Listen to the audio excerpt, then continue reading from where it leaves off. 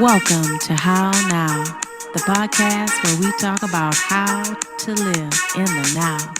And here's your host, Kim Martin Raymond.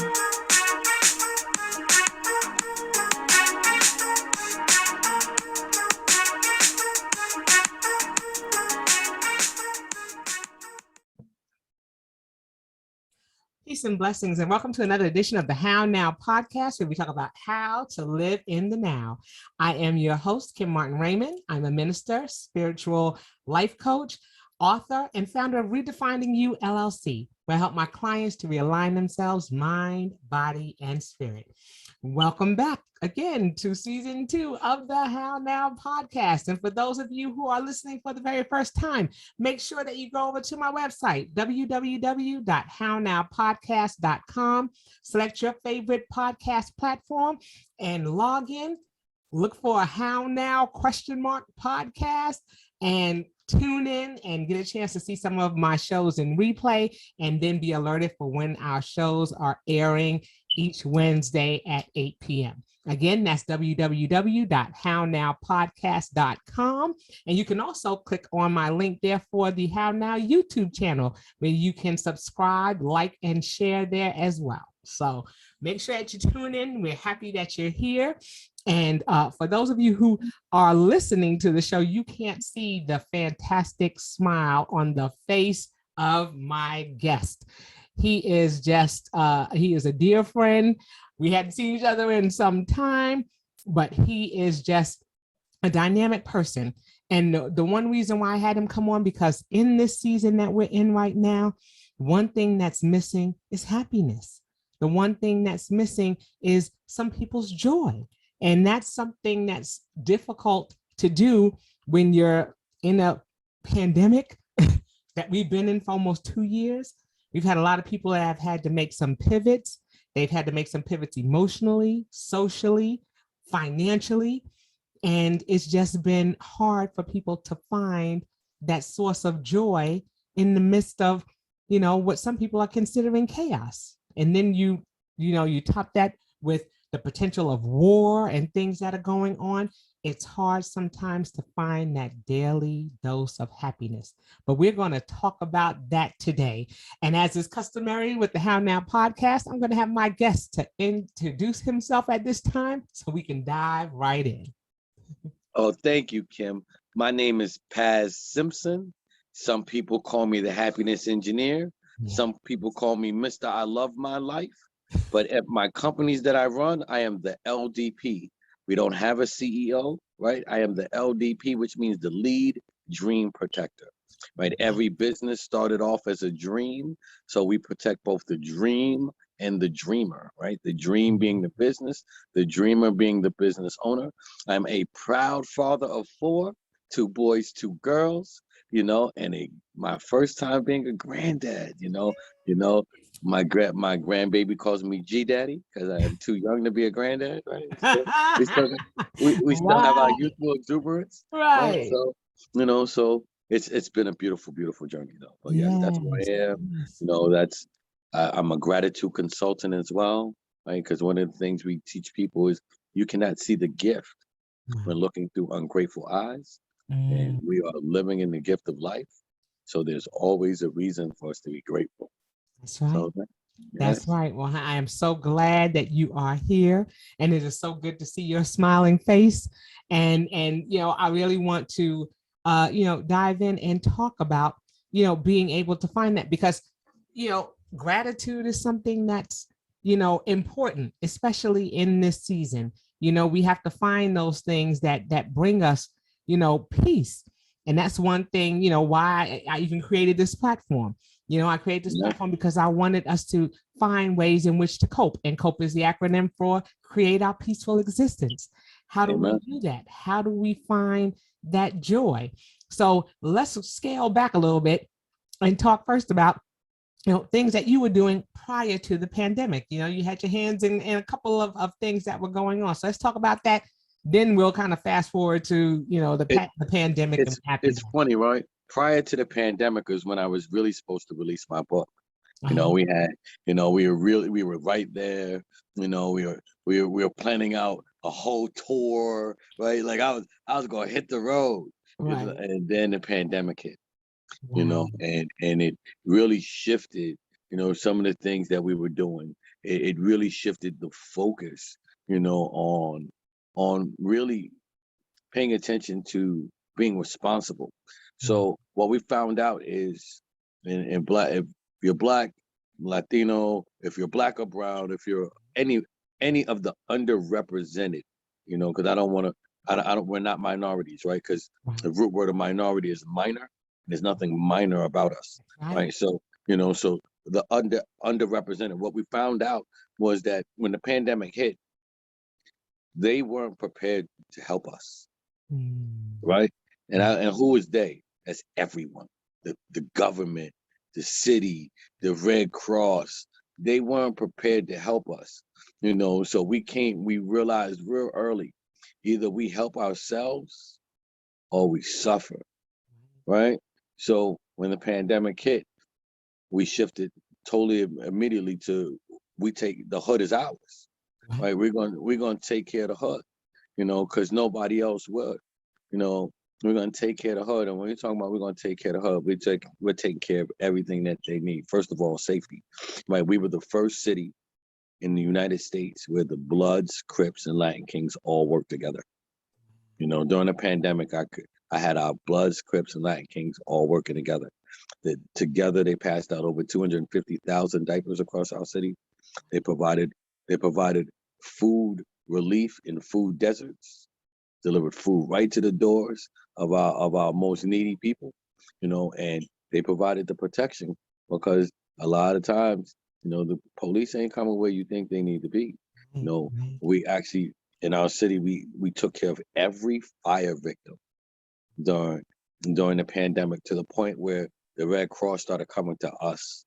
They're like, can we set up a hub in your office? Because they didn't have the trust of the people. They didn't have the they didn't have the resources, and it started by mistake. So my son's best friend died during the pandemic. He died actually going to save his family in a fire. Oh wow. So he got his two sisters out and realized his uncle was still in there, and ran back in to save the uncle, and they perished together. Oh wow. The backdraft, caught them and they burned together. No one being able to take care of not just that family, but that young man, being that he was with my son every day since they were 4 years old. The impact that it didn't just have on my son, but thousands of kids. Like I told the superintendent of the school district, I said probably about 3,000 kids were affected by this death. And he's like, how could you say that? I was like, he was with my son every day. Like my son, if my son would have been in the same position, probably would have been 6,000 kids. You know what I mean? Like my son is popular, and that was his right hand, So it was different. It was difficult, for families, especially when you have these large organizations that have millions and millions of dollars and couldn't pivot. They couldn't shift. They couldn't get past the red tape and the bureaucracy in order to serve the people. So we served the people and made them have to pay us, because we were actually doing it during the pandemic. The first year of the pandemic, we took no days off.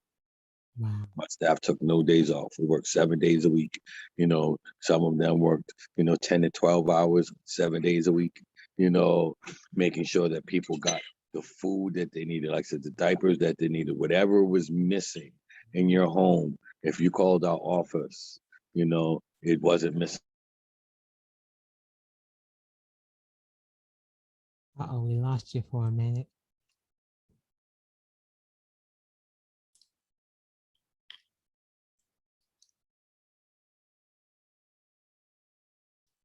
After a certain time. Okay, right? we lost you for a minute. You froze up just for a minute there, so we missed a little bit of what you said.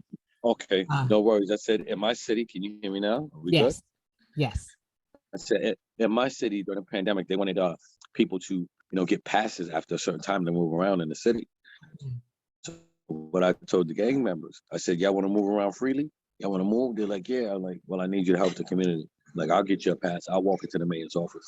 I'll do whatever you need to do in order for us to move around. And that's how we started, like, really just making a difference. Just delivering a smile to people's faces. Knowing that they can call somewhere, and they wasn't going to be judged. And that was so important during the pandemic.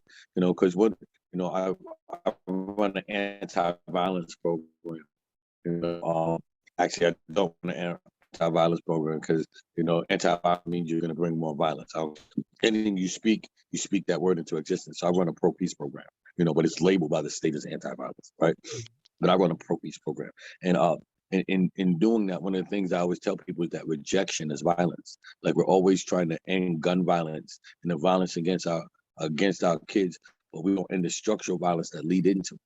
Right. So gun violence is a after effect of being rejected, as an after effect of being pushed out, as an after effect of being uneducated, as an after effect of poverty is another form of violence. Like, poverty is violence. If you can't eat, right? If you can't, you can't find peace, right? You can't find peace. There's no way, right? There's no way that you can think at a high level. So poverty is violence. So getting people to start to pay attention to what really is violence. Stop trying. I had the chief of police say something to me one day, and it changed. Actually, two conversations changed my life. One was a young man. I don't think I'm old, but he was calling me OG. He's like, OG. He's like, you don't get it. He's like, you don't get it, OG. You grew up in a different time. And I'm like, I made some mistakes in my lifetime. It wasn't always peaches and cream, right? And he's like, no. He's like, but you didn't grow up with the internet the way we got it. He's like, OG, I'd rather shoot a man's face off than end up on World Star. Wow. Wow. You understand how deep that mentality is? I'd rather shoot a man's face off than end up on World Star. People just watching and laughing. So the pressure that these kids, because I think about, growing up, when we were growing up, you whooped somebody's butt. There wasn't no camera. What I mean? There was, as long, right. It didn't go beyond it didn't go beyond the neighborhood. Exactly. And as long as they didn't have too much of a bruise on their face, it could go away tomorrow. That's right? But that's not this generation. That's right. I actually had to, and I know how deep it can get because my daughter was on World Star. My entertainment. Luckily, my sister from another mister is a high power entertainment lawyer. She's Wanda Durant's lawyer. Kevin Durant's mother, right? So my oldest daughter, got into a fight in high school. She's not a troublemaker, but she's good with her hands. She's great with her hands. Like I feel bad for any man that got a fighter, let alone a little girl. You know what I mean? Right. So the little girl hit her. My daughter, laid her out. But when the girl actually really laid her out, as the girl fell out because she was knocked out, she pulled my daughter's pants down, to brace herself, not to embarrass her, right, but to brace herself because she was falling out. So on the video, it showed my daughter's butt for about 4 or 5 seconds. So she was on World Star, and everyone's Trent laughing because she wins the fight, but this is a minor. So I'm like, I need this off. World Star ignored me at first.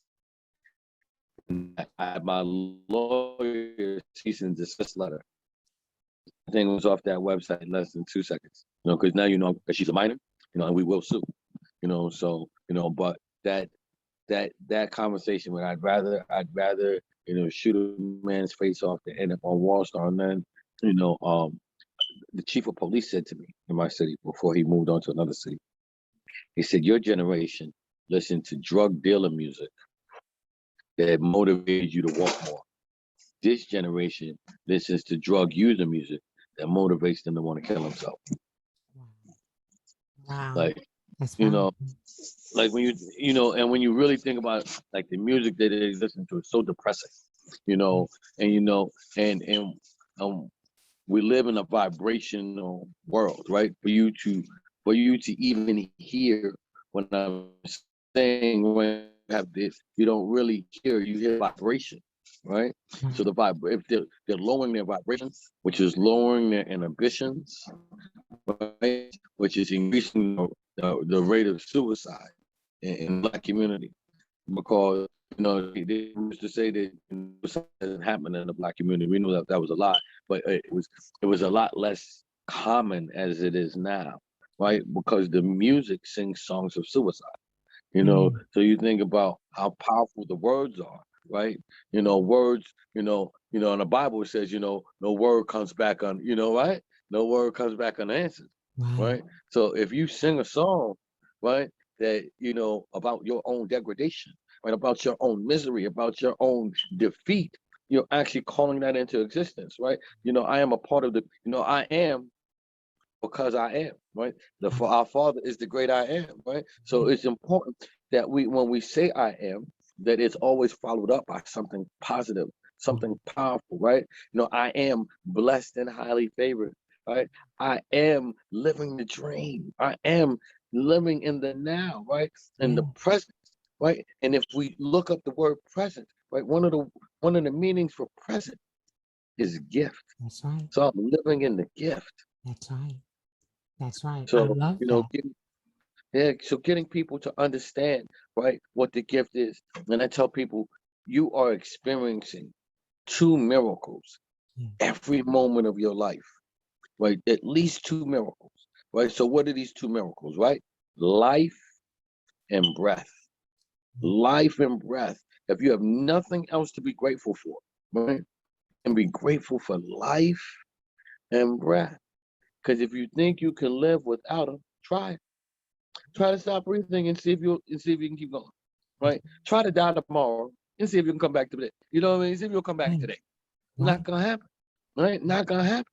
So just to be blessed by those things, to know that that's the first miracle. So everything else is a bonus. That's it. Right? Everything else is a bonus. Even the trials and the tribulations. Let me, because I know somebody need to hear that, right?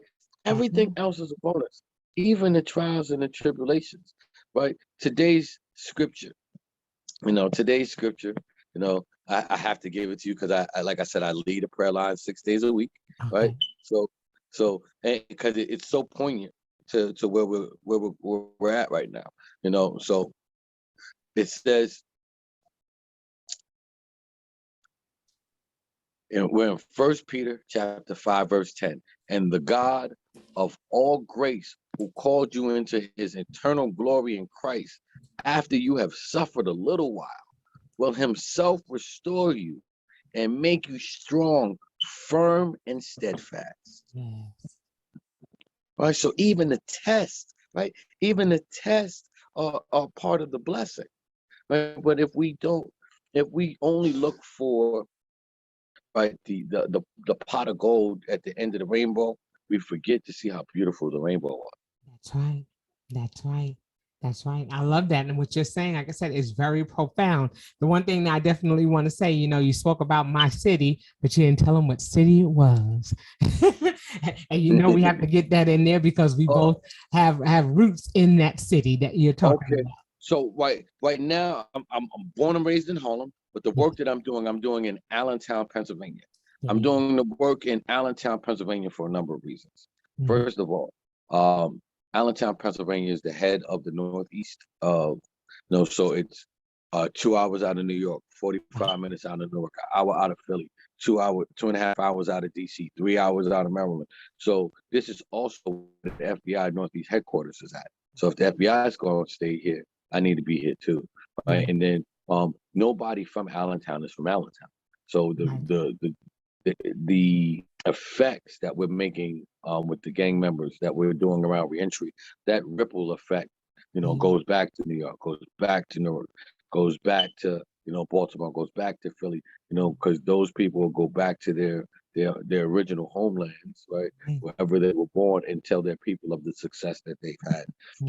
Being in New York, it's too hard to try to compete with all of the distractions. So when when you get someone telling you of their life changes, when they're telling you their story of hope, when they're telling you their story of victory, I don't have to do it. So it's allowed us to make a difference in so many bigger ways, because I see my brother, like my I have a good brother that's doing some of the same work Right. in Brooklyn that hasn't been able to have some of the same impact, because the work that we do here, goes back over there. He's like, man, I see the work. I'm like, I'm glad that we can do it together, but this is God's mission, so it's never about us, right? One of the quotes of my book is that it's not about us, but through us that they get to see God's glory. So it's a blessing. Okay. And that's a wonderful segue into your book, because like I said, there are things that you're doing boots on the ground, and that's important because like you said, you're putting smiles on people's faces by helping them in a time of crisis, because when crisis hits and things start to happen and we begin to reach out, some of us have been met with frustration because we haven't been able to get the solutions or the answers to the questions that we've been seeking, and I think that what has happened as a result of this pandemic as well is that you have had people who have showed their true colors and have been in this me bubble, and we've been hearing a lot of words like empathy, or are people being empathetic? And people were not. People were just going, hey, this is the pandemic. I'm going for self. I'm doing things for me and making sure that me and mine are covered. And here it is. You're doing the opposite. While people were running in the opposite direction, you were running towards them and seeking to see how you can extend a hand and help. And that's something that's so important in the process when we're talking about, moving from a space of fear into a space of education so that we can be strong and reach back and help those who need the help. And here it is, you took a stance and you did that. But you said you put your book on hold, to make sure that you were taking care of those who were around you. And then you got to a space where you were able to pick up that book. And that was yet another way in which you can support people. So talk to us a little bit about your book. Yes, ma'am. So my book is called A Daily Dose of Happiness. So it really is just that, right? Where there is actually over 365 quotes in the book, one for every day of the year, including one for the leap year. And then we put in a couple bonuses just in case you need an extra smile. Like it's the only book on the market where there is a smile from cover to cover. So that means from the front cover to every page on the book, there's a smile. Like that was important for me. Like me and my publisher went back and forth because if it wasn't a smile on every page, because maybe the words for some reason that day doesn't resonate. I don't see why it wouldn't, but maybe it doesn't. You still should have a reason to smile. So having, there's 4 smiles on every page, sometimes 5, depending on, how the design on that page, those 4 smiles, one in each corner of that page, just coming at you, gives you a chance to enjoy. And we say that to smile is to see miracles in life every day. So just give ourselves that opportunity to unlock our happiest self. So I enjoyed it. It was actually a book that was partially put together by one of my friends, because how the book came was I was sending out daily motivational quotes, to friends and family, and one of my friends just decided that they were going to start taking all of my quotes and putting them in the book. And I didn't like the ones that they chose. So I was like, I'll just do it myself. And then a good friend of mine, Terry Levine, got me a publishing deal for my birthday. I was right at the end, right getting ready to self-publish. And she introduced me to her publisher. We brought the publisher to New York. The publisher read through the book, asked me if I had any endorsements. Terry looked at me and laughed. She's like, oh, you don't know, huh? Like, what? Like that brother there knows everybody. So, my endorsement, had nothing but New York Times best-selling authors. And he asked me, how did I get all these New York Times best-selling authors endorsing my book as a first-time author? And I said, hey, that's my family.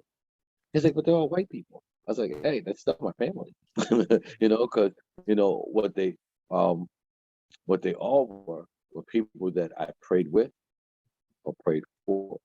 So God has blessed me that in building this journey, right? That everyone that He's put around me has been, a kingdom builder. I haven't wavered in who I am. I actually know who I am, and it's unfortunate that most people go through life and never find out what their mission is, right? In the Bible, it says the first shall be last, and the last shall be first. My job is to make us first. So, and I get it. I've been in rooms and places, where you're like, how does he get in those rooms and places? He can't afford to be there, but God wanted me to learn those lessons so that I can either teach it to somebody else. But there's been times where I have been in rooms, right, that way above my pay grade, and I can either choose to keep the information to myself or give the opportunity to somebody who can afford to do it right now. We've always just given the opportunity up and moved out the way because what God has for no man can take from us. It's not even our lives. So when it's my time, it's my time. So we just enjoyed the journey and taught others how to enjoy the journey. Like there is no competition for you, right? Because then nobody can ever be better at being you than you. Right. I couldn't be a better Kim than Kim if I wanted to. I can dread my hair, I can get the glasses, I can do everything, but I'll never be better at being Kim. Right? Because there's only one her. And once we learn that, we are unique and because we are unique, we can collaborate, with those who we're supposed to, right? I'm not everybody's cup of tea. But even though I'm happy-go-lucky, I'm smiling, I do a lot of great things in my community, it's still gonna be somebody that hates me. Right? That's where my personal manifesto comes in, right? My personal manifesto is simple. It's I love me.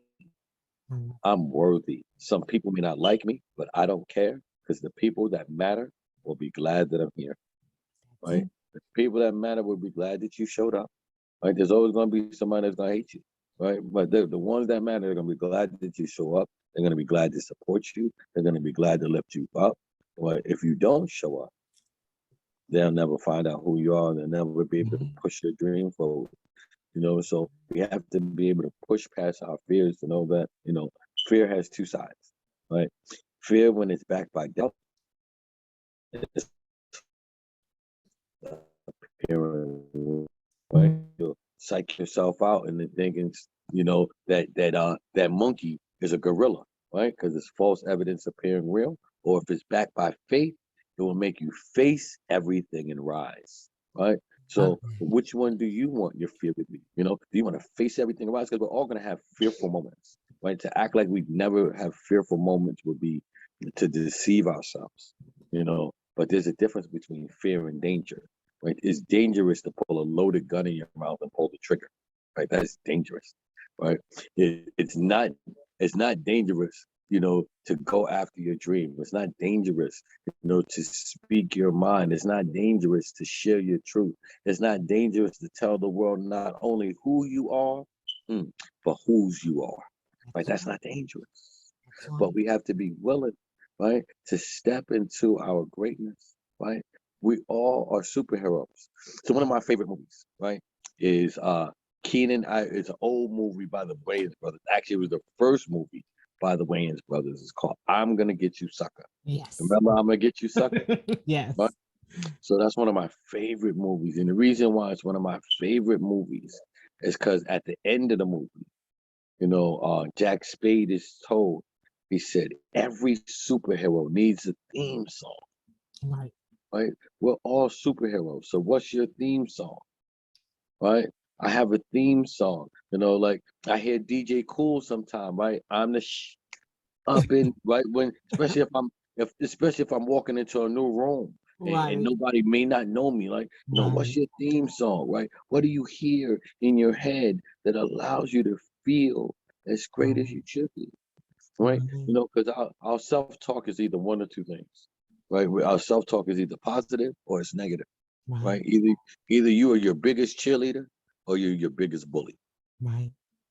So you got to decide which one you want to be. That's true. I mean, that's just awesome.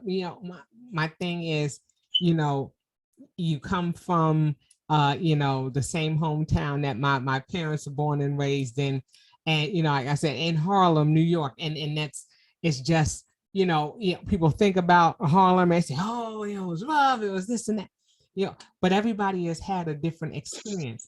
You come out of that space. My parents moved to Queens at, when they got married and bought a home and have done well and have been, successful in the things that they've done, collectively and individually, and so, I think sometimes what happens is we get so caught up in the stigma of where we're from, that people think that, oh, because you're from a certain place, you can't go anywhere. And I love that, when you're talking about the places that you've been in, the rooms that you've been in, because, you didn't wait to be invited to the table. Nope. There are some situations or some areas of your life where you created the table and ask others to come and sit with you, and that's what's important to remember, that we can limit ourselves and we can squelch our own happiness, just by becoming a product or allowing people to say that we're a product of our environment, and that because we're from an area that may be low income, or that we may be from an area that is high violence, that we can't transcend or evolve or be able to assist in making a difference, in those very same environments. And so it's always good when we see people reaching back, because you're not forgetting your roots, but you're not saying, I'm going to become a product of it just because, that's what the expectation is, that because I'm from Harlem, I'm supposed to be this, or I'm not supposed to have that. Says who? Amen. So I've been blessed. My mother's the biggest dreamer I've ever met. My mother's probably the most successful person I've ever met, and she's never had more than $5,000 in her pocket. Right? So success is relative, right? Because people think success is money, but my mother's done exactly what she's wanted to do for as long as I have been alive. My mother is a New York State chaplain. She preaches the word of God inside of the prison systems and inside of the hospitals. My mom is, my mother was a former welfare mother. My mother made sure, all three of her boys went to prep school. I was the first Black person ever to go to my high school. It was 250 years old when I walked into the doors. My mother made sure that we made a mark, and even as great as a lot of people think that I am, I'm not even the greatest of her children. The baby is. My baby brother is a professional juggler, world renowned in the Guinness Book of World Records. We were raised in Harlem in the 80s, when it was the roughest time. Like, my two baby brothers have never gotten into a fight. You talking about how rough Harlem is. My brothers never gotten into a fight. I can't say that would, that's not the role that I got to play in life. But they, I'm the oldest child in a Caribbean family. You already know how that went. Right. So I was the protector. But my two little brothers never fought. My baby brother, like I said, is is a professional juggler. You can look him up, the hip hop juggler. He was riding a unicycle and through the projects. When people talking about Harlem's not safe, like that young man has been on the Today Show, the Good Morning America, the Daily Show. Like, that young man is amazing, and if he would have been limited by what he saw, and it's so funny because my other cousin is also in the circus. He's part of the King Charles troupe. So if you ever watch Ringling Brothers, the black unicycle crew that does all the tricks with the basketballs and jumping rope, that's my cousin's crew, right? So and that's my cousin on my father's side, and my brother is my mother's son. So he's the only one that's not my father's son. But I say that to say, right, he didn't know my cousin, who was the circus person. Like, he had to create this whole circus idea in his own head in Harlem in the 80s, where everybody was selling drugs. You know, like I mean, if you came outside, you sold the drug. Why? Because you were outside. You know what I mean? That was just wasn't you weren't even a drug dealer. Like you just sold a drug. You know what I mean? Like you know, so it's a big difference, right? And he can say he's never done that. Like he's never had a real job. Like he's been a juggler his whole life. He's been a professional juggler since he was 13 years old. Wow. You know, almost he'll be 40 this year. You know, so just to know, and that's why I say my mom is the most successful person I ever met, because she had a vision for her boys. You know, a vision of how not just how successful they will be, but a vision for how close and loving they will be. You know, to a point where she had to realize that her vision worked enough that I had to tell her, I need you to back up. She's like, what? I'm like, I run the family. You know, I'm like, I need you to be easy. Like, I run this family. Like, she's like, oh. I'm like, Mom, you're in your 70s. Like, if I can't run the family now, I'll never be able to run the family. I'm like, matter of fact, I've been running the family for well over 10 years. We just let you think you were running. You know what I mean? Like you got what you wanted. And you know, your boys are tight knit. You know, their kids are tight knit. You know, now she's seeing a third generation of herself, because she just my oldest nephew had kids. So she's now seeing her great grandkids. Like everyone's tight knit. You know, so she got what she wanted. You know, if there's a question, you know, the questions are gonna go in this hierarchy, and everything stops at me because I am the oldest. And I've had the most experience, you know, just because that's just the way life has given it to me. So, you know, I say that to say, right, that dream big, no matter where you are. Because when I'm telling you, my mom was on welfare, and I'm sitting eating lunch with Lisa Penske, Roger Penske's niece. You know, that's who I'm going to school with. I'm in school with the Davis sisters. You know, their parents own Canada Dry. You know, so you know, and it never for her, it never made her think, you know, anything differently. Right. You know what I mean? It never made her want to do anything differently. It pushed her to push her kids. Right. But I think what that lets us know also is that you said happiness is and success and things are not defined by any finances. We know this, and based on the young lady who committed suicide, the one who Miss USA, and people's thoughts on happiness. Oh, well, she had everything, so she had to be happy, and that's not always the case. It's not attached to finances. It's not attached to physical things, because that can't define how you feel inside. That's just the facade. That's just the what people are seeing on the outside. But true happiness comes from the inside. And I know we're running close to the end of the show, but just talk a little bit about what happiness means to you, or your definition of happiness, in this, right, in this case. So happiness is actually a shallow thing. And, because you shouldn't look for happiness. You should be working for joy. Right? Joy is soulful. Happiness is superficial. That's why I say I'm the happiness engineer, because I can only take you but so far. I can, like I can lead you to water, right? I cannot make you drink, right? So I can give you the tools. I can even give you the formula, right? My happiness formula is thoughts plus feelings plus actions equal happiness. I'll give it to you again. Thoughts plus feelings plus actions give you happiness, right? Yep. Right. So and you got, when you think about how easy it is to get thrown off, right? Because you'll get that initial thought, which is so powerful, right? And if you don't add an emotion to it, right? Because emotions are energy and motion. That's all emotions are, right? Because the heart is actually more powerful than the brain.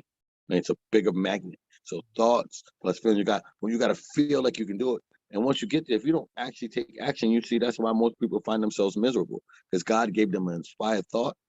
He gave them, and he gave them the emotion to do it, and they didn't take the inspired action. And then you find yourself spiraling out, because you allowed somebody else's fears to dictate your reality. Because when most people are telling you that you can't do something, they're not telling you you can't do something based on how they see you. They're telling you you can't do something based on how they see themselves. Wow. Let me say that to you again, because somebody need to hear that. When someone is telling you you can't do something, right? They're not telling you based on how they see you. They're telling you based on how they see themselves. My brother, who I didn't hear him scream my name in the back, but it's funny. He used to get mad at me because I used to say I only hang out with billionaires. He's like, you don't have $1 billion. How could you say you only hang out with billionaires? And I said, hey, if you don't have $1 billion, then we need to be working. Right. And I had access to billionaires. I met my first billionaire, a while ago. And my mentor, God rest his soul, Bernie Dorman, who passed away last year, he introduced me to a whole bunch of billionaires, right? So it was, what can I learn? Right. And the reason they would let me in the room was because I never asked for any money. Right. And the reason you never ask for any money is because the first time you ask for any money, you're no longer an equal. I asked for information and opportunity. Right. I can make my own money. I need to know what you know. And so I'm gonna give somebody a jewel today. We talk about happiness, or how do you change your life? Right? Life is simple, right? There are only 3 types of activities in life, right? There are 3 types of activities in life. There are income building activities, there are legacy building activities, and then there's recreation.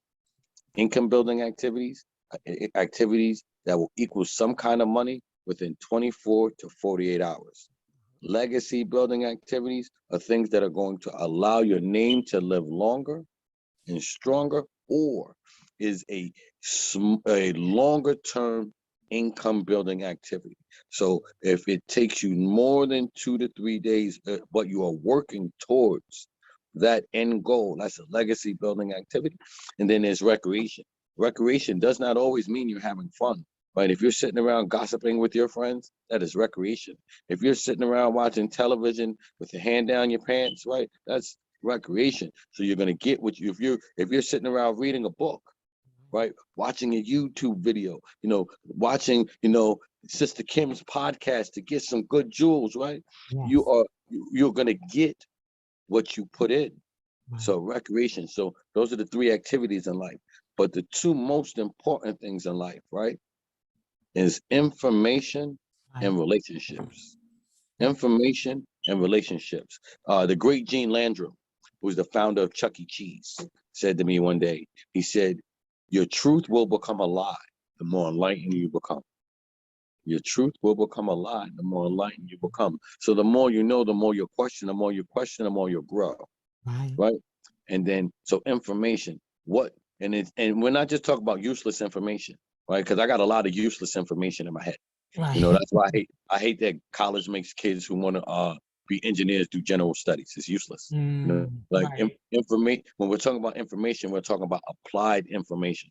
Right. The ability to apply that information to something greater, to create something greater in ourselves, or create something greater in the world. Right. And then, the relationships, right? It's not about who do you know, but who really knows you and who will co-sign you when you walk into a room. So yesterday, 6 youth, ages 14 to 19, opened up their businesses under my tutelage, right? They opened up everything from a social media marketing company, clothing line.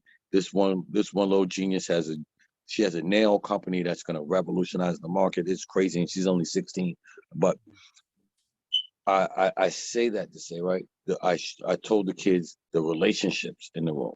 So I closed the room off when I had them open up their businesses. So the only people that were allowed in the room was them, their parents. I had the mayor in the room. I had the biggest nonprofit executive director in the room. They got a congressional award from our U.S. Congresswoman.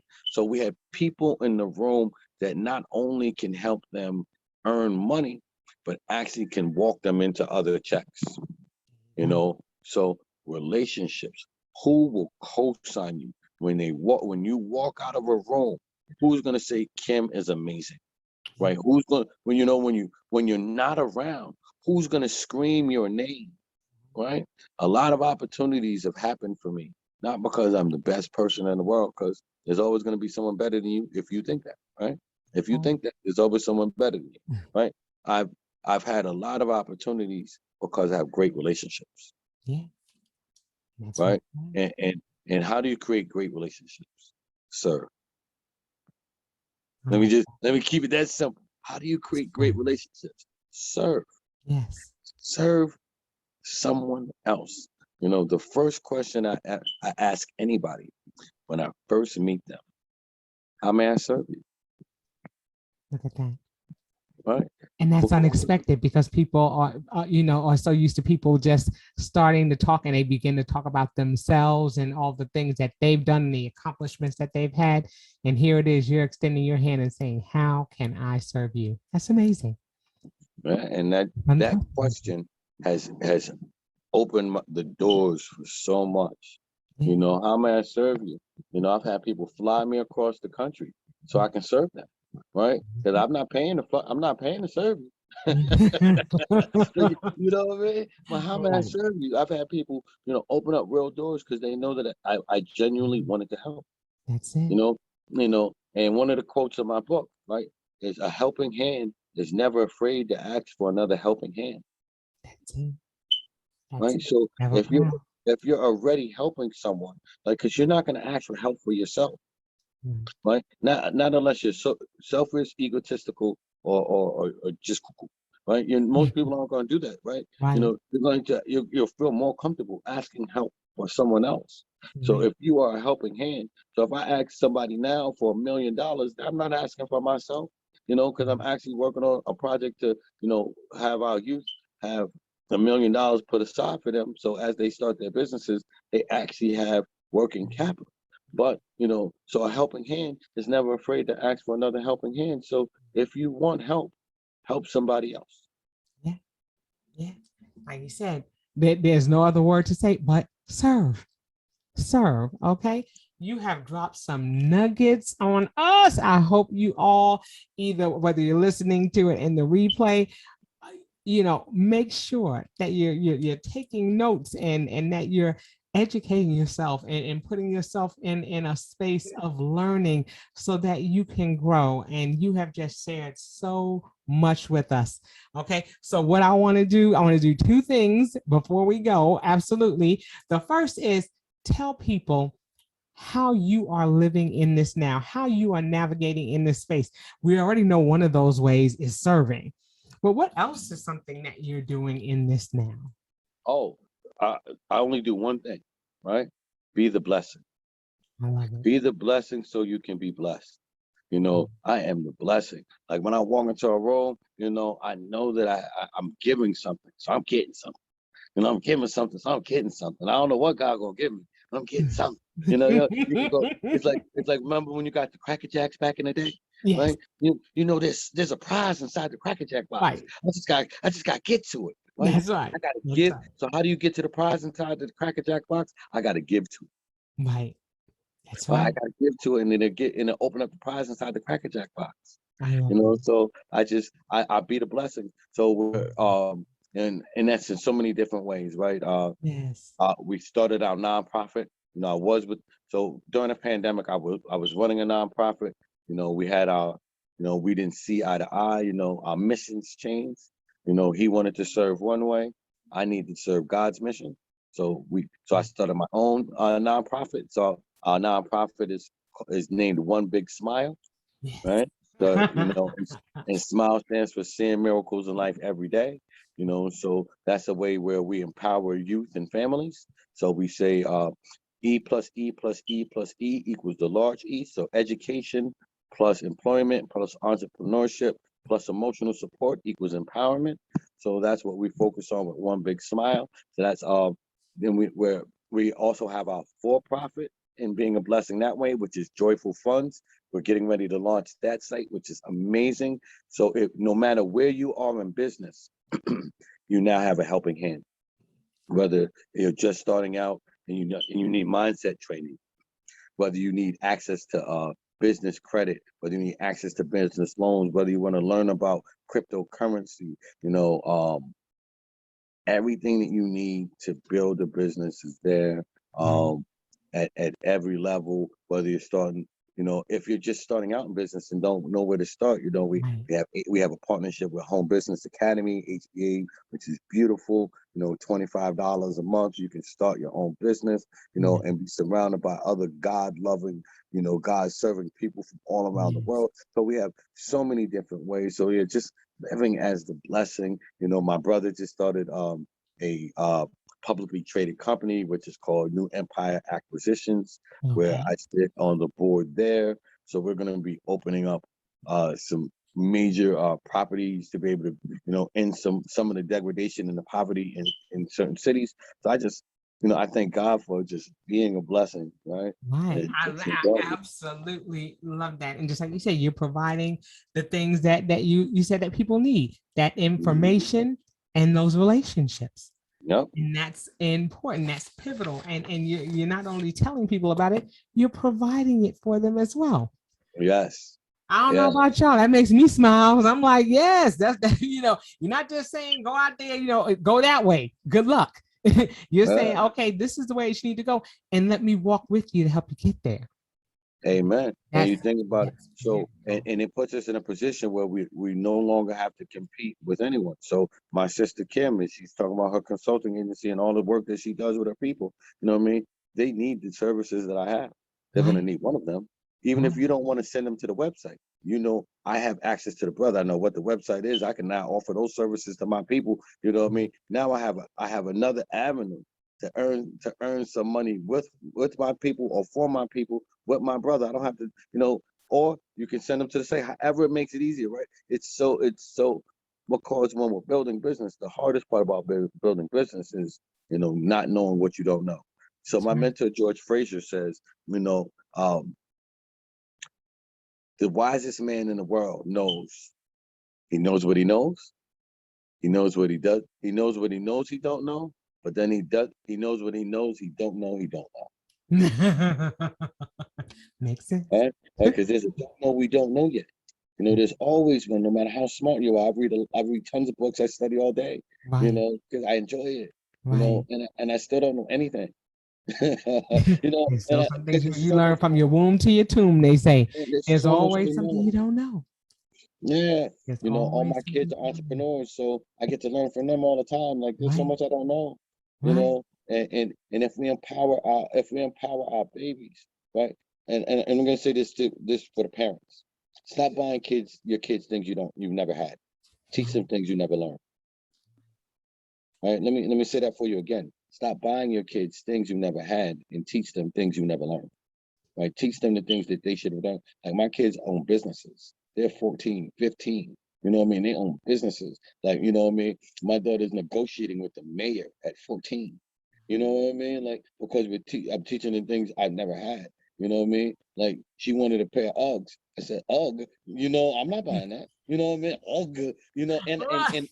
And the funny thing about it is I know Brian. I know Brian Smith, the founder of Uggs. I actually could call him on the phone. She didn't know that. I was like, I know Brian, right? She's like, who's Brian? They're like the founder of Uggs. She's like, I'm like, on my Facebook.